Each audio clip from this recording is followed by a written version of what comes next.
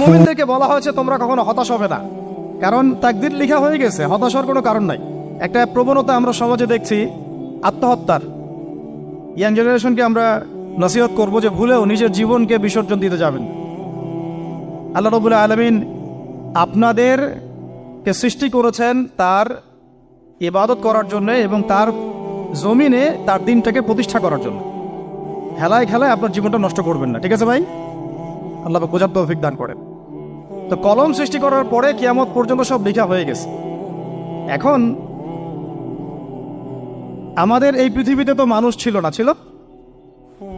এদিকে মনোযোগ দেন। এই পৃথিবীতে কি আগে মানুষ ছিল? এই পৃথিবীতে আগে কি ছিল তাহলে বলেন? হ্যাঁ, মাশাআল্লাহ। এই পৃথিবীতে আগে কি ছিল? এখন ওরা নাই? সবার সাথেই কিন্তু একটা করে আছে, কমপক্ষে কয়টা করে? সবার সাথে কমপক্ষে একটা করে।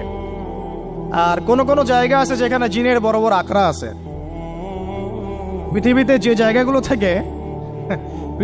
জায়গাগুলো থেকে ইসলাম বিরোধী অপতৎপরতাগুলো চলে, ওখানে জিনের আখড়া বেশি। কথা বুঝতে পারছেন? তো জিন জাতিকে আল্লাহ পাক ধ্বংস করে দিয়েছেন তাদের পাপের কারণে, আল্লাহ দ্রোহিতার কারণে, অবাধ্যতার কারণে। এখন আল্লাহ রাব্বুল আলামিন ইরাদা করলেন পৃথিবীতে আমাদেরকে সৃষ্টি করবেন, মানে মানুষকে সৃষ্টি করবেন। আল্লাহ পাক তার সমস্ত ফেরেশতাদেরকে একত্রিত করলেন। ঘটনাটা কিন্তু খুব ইন্টারেস্টিং। আমি জানি এখানে ওলামায়ে কেরামও আছেন, তবে আমি সবার জন্য প্রযোজ্য হয় এমন কথা বলারই চেষ্টা করছি, কারণ অনেকে হয়তো এগুলো নাও জানতে পারে।